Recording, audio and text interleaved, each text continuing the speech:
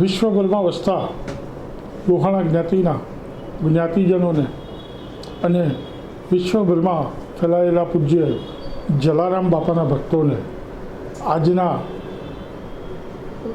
મહાવદ દસમના દિવસે તોફાની તાંડવ પરિવાર તરફથી આપ સૌને જય જલારામ. મિત્રો, જલારામ બાપા એ આજે વિશ્વવ્યાપી એક નામ થઈ ગયું છે. લોહાણા સમાજમાં જન્મી અને જેમણે સેવાકીય અનેક પ્રવૃત્તિ કરી અને આજે એ જલારામ મંદિર, એ જલારામ બાપાને લોકો સંત નહીં ભગવાન તરીકે પૂજે છે. એના અનેક પરચાના દાખલા આપણી વચ્ચે મોજૂદ છે. આજે ગુજરાત અને ભારતની વાત કરીએ તો ગામે ગામ જલારામ બાપાના નામે, વીરબાઈ માતાના નામે, જલારામ બાપાની યાદમાં ચાલતા ખીચડી પ્રસાદના નામે, જલારામ બાપાની બાવણી કરવાના નામે અનેક સંસ્થાઓ ધમધમી રહી છે. છેલ્લા 10 વર્ષમાં એક એવો ટ્રેન્ડ છે કે જલારામ બાપાના જન્મ દિવસે, કારતક સુદ સાતમના દિવસે કેક કાપીને બાપાનો જન્મદિવસ મનાવવામાં આવે છે. પરંતુ મિત્રો, આપણે એક વાતમાં ક્યાંક થોડા ઊણા ઉતરી રહ્યા છીએ અને એ છે બાપાનો નિર્વાણ દિવસ, બાપાની પુણ્યતિથિનો દિવસ. જે દિવસ જલારામ બાપાએ પોતાની જીવનલીલા સંકેલી હતી એ દિવસ આપણા માટે દુઃખદ દિવસ છે. પણ આપણા પરિવારના કોઈ વ્યક્તિ જે દિવસ દુનિયાની વિદાય કરી હોય એ દિવસ આપણે ભજન કીર્તન કરી અને ઈશ્વરને આરાધના કરીએ છીએ, તો પૂજ્ય જલારામ બાપા માટે કેમ નહીં? એક વિરલો અમદાવાદની અંદર વર્ષોથી કોઈ પણ જાતનું દાન, ફંડ, ફાળો લીધા વગર પોતાનાથી થાય એ રીતે અને છતાંય જાજરમાન રીતે પૂજ્ય બાપાની પુણ્યતિથિ ધામધૂમથી ઉજવે છે. ભજન કીર્તન થાય છે, મહેમાનોને યથાયુક્તિ ભોજન અને ભજન બંનેનો લાવો મળે છે. તો મિત્રો, અમદાવાદની અંદર જો વાત કરું તો નાની મોટી 50 કરતાં વધુ સંસ્થાઓ છે, 5 મોટા મહાજનો છે. એટલે જેટલી સંસ્થાઓ છે એટલા પ્રમુખો હશે, એટલા ઉપપ્રમુખ હશે, એટલા મંત્રીઓ હશે. પરંતુ બહુ દુઃખ સાથે મારે કહેવું પડે છે કે આ લોકો આ પ્રસંગમાં જવલ્લેટ જોવા મળે છે.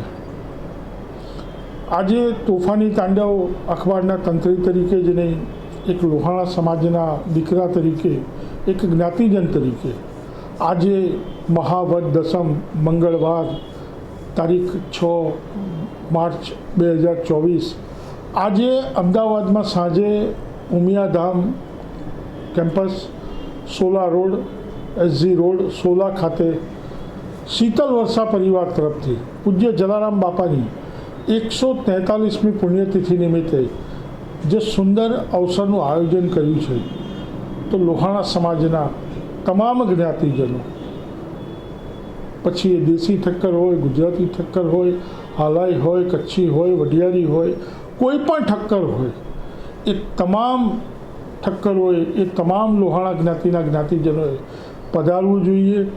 એ માટે શીતલ વર્ષા પરિવારે જાહેર આમંત્રણ પાઠવેલું છે. કદાચ ન પાઠવ્યું હોય તો તોફાની તાંડવ પરિવાર આપને આ માટે એક જાહેર આમંત્રણ પાઠવે છે. ને લોહાણા સમાજના એક વરિષ્ઠ આગેવાન, અત્યારે આપણે એમના પદ અને હોદ્દાની વાત નથી કરતા, પણ એ શિક્ષણવિદ છે અને રાજકીય ક્ષેત્રે ખૂબ જ અગ્રણી છે, એવા હિમાંશુભાઈ ઠક્કરનો આ અંગેનો એક સંદેશ હવે સાંભળીશું. સૌને જય જલારામ. પૂજ્ય જલારામ બાપાની 143મી પુણ્યતિથિ નિમિત્તે સૌને ફરી ભાવભર્યા જય જલારામ. મિત્રો, અમદાવાદમાં બહુ જ ઓછા કાર્યક્રમો કે જૂજ કહી શકાય એવા કાર્યક્રમો કોઈ પણ સંસ્થા કે મહાજનના બેનર વગર થતા હશે. અને જ્યારે આવા કાર્યક્રમ પૂજ્ય જલારામ બાપાના નામે થાય ત્યારે આપણી તમામ સંસ્થાઓને મહાજનોની જવાબદારી પણ ખૂબ વધી જતી હોય છે. તો શ્રી અરુણભાઈ પોપટલાલ ઠક્કર પરિવાર તરફથી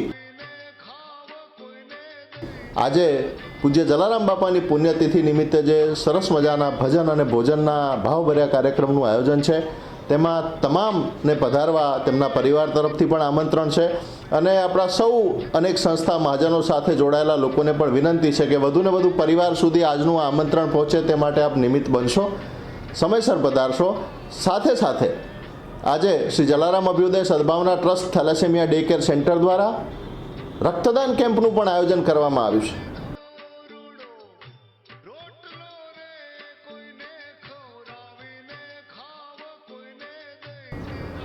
મિત્રો, રક્તદાન છે ને એ આપણી બીજા લોકો માટેની સંવેદનાના હસ્તાક્ષર છે.